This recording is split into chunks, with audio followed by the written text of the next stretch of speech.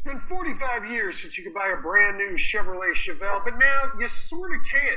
I'm Fox News Autos editor Gary Gastelou, and joining me in the Fox Garage to talk about the Chevelle-inspired 70 SS is Trans Am Worldwide President Todd Warmack. Welcome. Thank you, Gary. Appreciate you having me.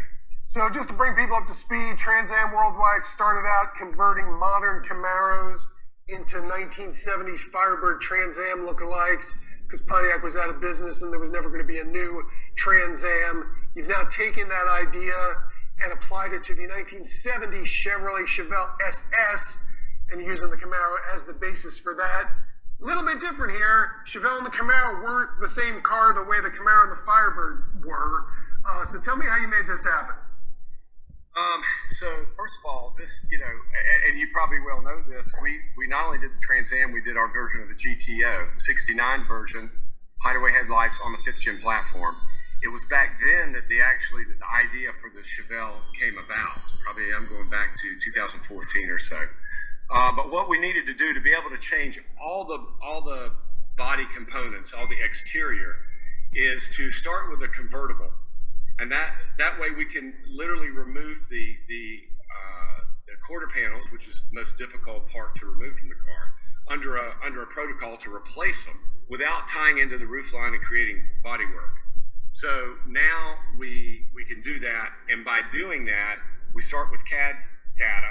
We take that CAD data and we re-engineer it to look like the body that we want to emulate, and then from there we can rescale it, proportion it, and then just start surfacing the design, and then eventually come up with what you see today. And by not having the roof with the convertible, you actually were able to make a hardtop roof, removable hardtop that looks a little bit more like the Chevelles would. Exactly, and that's what the plan is. There's actually several changes to the pilot car that you see now. That being one, that's going to be an option. So the customer can actually option to have the removable hardtop, which will actually give them both. So when the hardtop is not on, they have the soft top to come up or down. Or if they want to leave the hardtop on, they're welcome to do that. The other changes are going to be on the interior. From the pilot car that you saw, we're changing the console, actually going with a retro. The automatics, we have the old horseshoe shifter. And we're changing the steering wheel. A couple small items on the interior, but for the most part, the exterior is going to be the same. We will offer a chrome bumper package, and probably also offer the chrome wheel well trim as well.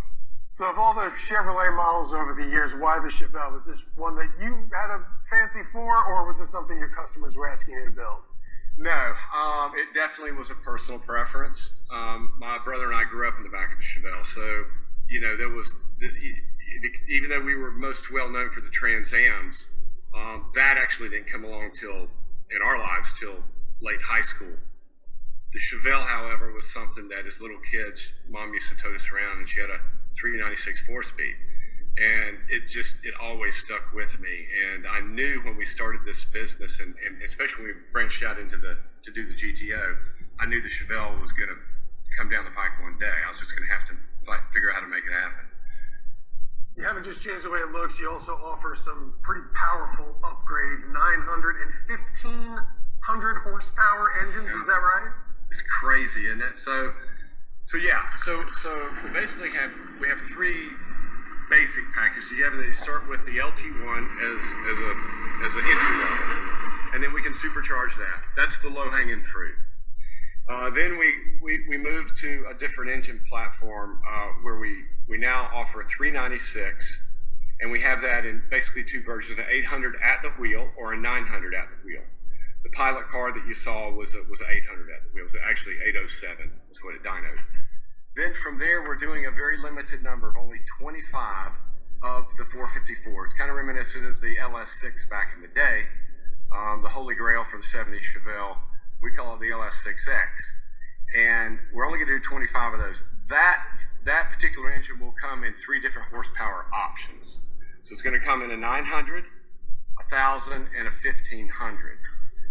The 1,500 is the twin turbo, and then the customer's going to have the option to go with a sequential transmission if they want, The beauty about that package or the one right below it, the 1,000 horsepower, which is also a twin turbo package, is that now we're able to modulate the boost, whereas with a supercharger, it's all or nothing. Now we can modulate it to come on as you need it, and we eliminate a lot of the slip. And keep in mind, in those applications, those exotic high-end horsepower, we're changing all the a lot of the drivetrain too, or most all of it. And so that actually helps with stability. It helps with traction, good sticky tires. Now, and we've tested this out on a couple of other, or actually a Super Duty and a Bandit that came back for upgrades. So we experimented with those and came up with a combination that really impressive for traction control. Are people buying a retro 1,500 horsepower Chevelle inspired car to take it to a drag strip, or are they just cruising down the boulevard with that and burning a lot of tires? Yeah, I would say the latter for sure. Very few of our customers go to the drag strip. They want the limited editions. That seems to be what always goes first. After that, they want all the bells and whistles, and so then their car has the pedigree of having everything that was offered. And as we look back and at what we've done so far, you take the Bandit cars, which were out of the box, we were selling them for the 840 package, like 165. I mean, if you can find one in the, it's going to be over two today, usually on the secondary market, 220, 230 in that range. Same thing with the Super Duties, and that was an edition of only 50. This one's only going to be 25, and so I think it, hopefully it maintains and appreciates just like the Bandit and the Super Duty did for us. Prices start at $150,000. You've built a couple of hundred of the Camaros. The Trans Ams. What's a full boat, 1,500 horsepower, everything it's got, gonna run me? So that's gonna. That depends on some of the other options, but let's just say that it's going to be in the 230 range. And then if you want the sequential transmission, if you want the exposed carbon fiber, that would be a little extra. And who is it that's buying these? Are they car collectors that have a bunch of classic cars they don't want to drive because they're worth too much and they're too old, or is it a whole different market? That would definitely, the collectors are a big segment of our market. Most of them are guys that just, the everyday guys that grew up either with the cars or one and couldn't afford one back in the day. Now, they've got 40 years of work behind them. They have some discretionary funds now that they can throw at their toys. And this is a car that they'd like to have. And I think, Resto Mods, as you well know, is a big business. Our sister company, and my brother runs Trans Am Depot. He does a lot of that. And what we find is that, even in those you can spend $150,000 pretty easy. But you still end up with an old car. With newer platforms, you've got something you can get in and with confidence drive around the country and not have to worry about it, the little things that, that you always have to deal with in the older models. So I got to ask you, you've done the Trans Am, you've done the GTO, you've done the Chevelle. Any other classic GM products you've got your eye on? We actually do. There's at least two more that we have our eyes on. Our engineers are working on that now. We're actually at a crossroads and we make a decision.